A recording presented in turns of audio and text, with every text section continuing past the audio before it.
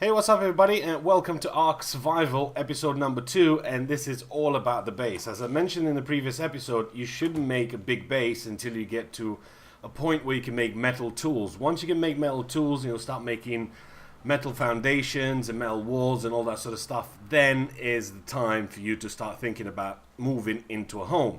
Now, you can do certain little things to it, and you can start prepping for that. Either you can put all your eggs in one basket, as it were, by making 20-30 walls made out of thatch and everything, or you can just do what I've been doing. I've been sort of doing a little bit of wood here and there, and I've been sort of building my way up, and this is my little base.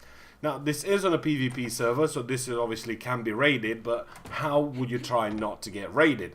Obviously, it's all about time. As much time as you put into this game, the more chances of raiding somebody you have, because you're going to have more guys, and we'll get into that in a little bit. Now, you can see the ladders have already been taken down, and you will not be able to build in somebody's base. The reason you take him down, so he has no way for him to climb up there. Now, you can see my little base is right on top of this thing here, perched. The metal foundation is the first thing they'll get to, which is 15,000 worth of health. Then he's going to be faced with the metal doors and the metal outside wall.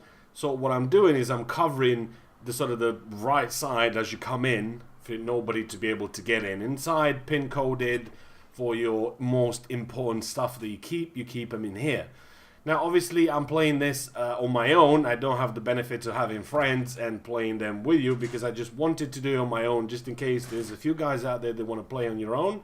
You could do so, and you don't really need to have a tribe. Now, having a tribe, it's obviously going to help you a lot more than just doing this on your own. But as it is so far, this is kind of the only way to sort of have a little base on your own. And if you sort of jump down into that little corner, I found that you don't take any damage.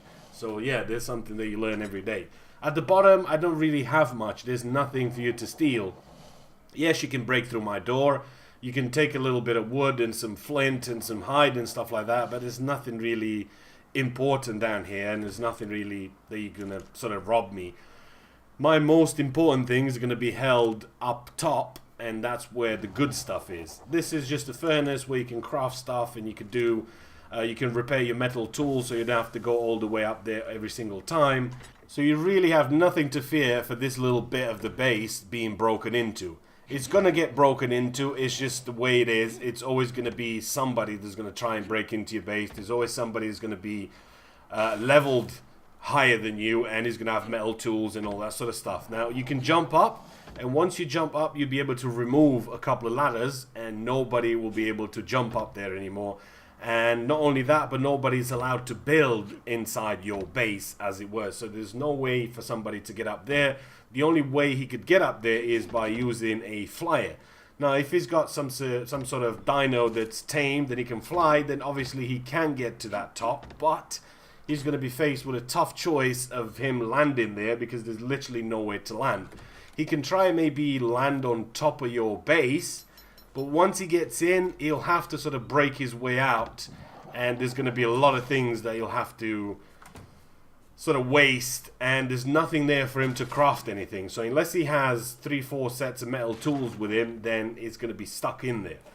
And this is where you keep your precious. Now, you do have a little dino, and you want to keep him in here. I went with the raptors just because the raptors are really fast. They do plenty of damage. They carry quite a few things for you. So if you want to take him away, you can just take him away. And when you're ready and you're going to disconnect for the day, then you just go ahead and put him back to sleep. Just make sure his tail doesn't wiggle out. And whenever you're ready, just go ahead and put a wall in there, put another wall on top of that, and then that's it. You've got your base semi-secured, as it were, for what it is on the ground. You know, you're never going to have a base on the ground that's going to be totally secure, but as it is, I mean, you can try and put a couple of walls around it. You can try and put a couple of more metal walls that nothing can really damage them apart from explosives, but explosives are quite hard to get a hold of, because they'll require quite a few things for you to get explosive, and for you to have just a wooden little base. And me maybe being a level 60 and discovered everything, and I have the ability to craft explosives and C4 charges and all that sort of stuff, it's not really worth my time, because you're not going to have anything decent in here. Maybe you're going to have a few metal ingots, maybe you're going to have a few things, but really I can see by the looks of your base that you don't really have anything. You're trying to protect something that eventually is going to be worth it, but by the time I invested all that into it, it's not going to be a good sort of investment for me. So this is what your base could look like once you do a couple of more things to it. Then you can start doing all the metal down the bottom, so they will be forced to go through your metal doors. There's metal walls all the way inside it. Again, just a couple of things for you to build a couple of things. Then you need to get yourself all the way to the top. The metal walls, you can keep doing metal walls up here if you like, but there's no point because it's just sort of wasted resource as it is.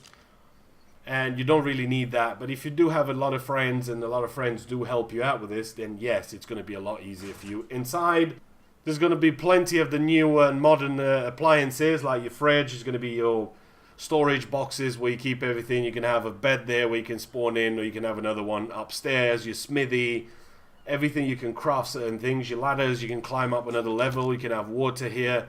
You can, if you have a foundation, you can actually plant a crop. There's your fabricator where you can fabricate guns and you can fabricate all sorts of things. Now for the roof, which is, I personally think that this is going to be the most important thing, is your roof. Your roof, you can see here, it's not really covered there. That's a trap door so you can get in and not have to destroy your walls all the time. You can turn that on, and once you've turned it on, your auto turrets are on. Now you see I only have 2 of them, and one of them is covering that side and the other one's covering the other side. Now anything at medium range, you can set this to players and tamed animals only, so you don't waste ammo by shooting at random dinos.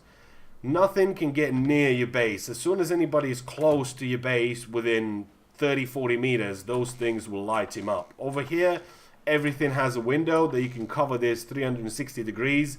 And if you do have a nice little weapon which you can craft with a sniper, you can put a scope on it and you can start scoping people out if they get near your base and you're inside your base. Now, you don't really have to worry about, as long as there's one of you, you don't have to waste any fuel. Your generator that generates power will need fuel. You can make fuel easily enough with oil and just a bit of thatch, and I can't remember what it is now. But you can make fuel and just have that off most of the time. If there's a couple of you playing, chances are that one of you is going to be online at that time just to turn those on.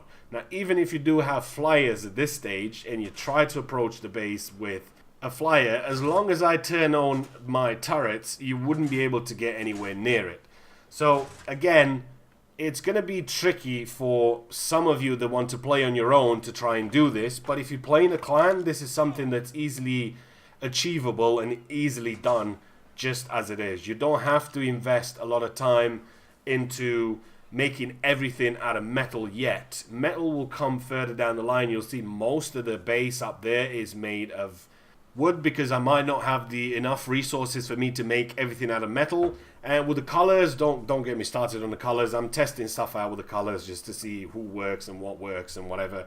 There seems to be a lot of sun glare off most of the sort of foundations or walls or anything that you put down that is made of metal. And I found that this little sort of lime green, whatever this is, and the sort of completely black ones, they don't have as much glare. And again, the same principle applies to this. You can go ahead and take down the wooden ladders. Once you take down the wooden ladders, there wouldn't be really a way for him to get up there anymore. You can build yourself something a little bit here so you can jump a bit higher. Maybe you can take another set of ladders down, but that's going to be pretty much it. You're always going to have a guy in there crafting. You're always going to have something. Or you can always leave yourself 2 or 3 ladders here. Ladders are really cheap to make.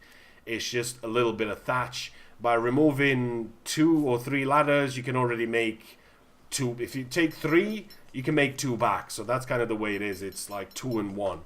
So that's not going to be really hard for you to make another ladder and scram up to the top if you're being attacked by a clan, a warring clan, should I say. But yeah, that's kind of basic tips for your base. Try and get your base off the ground if possible. If you have your base on the ground, you're just going to require more walls and you're going to require more time for you to build certain things, because eventually you will have a weak spot. You will have wood somewhere and people will try and get there. So the best thing you can do is get yourself high up on a rock somewhere, take a few ladders, take them down, a few trapdoors and a few things like that, and eventually you can cover that whole section up in walls You can put a couple of doorways, you could do a couple of things to it, but this is just a general idea what you could do to a base. Hopefully you guys have enjoyed the video. If you have, give it a thumbs up, post a comment, let me know what you'd like to see in part 3, and I will see you guys in the next one.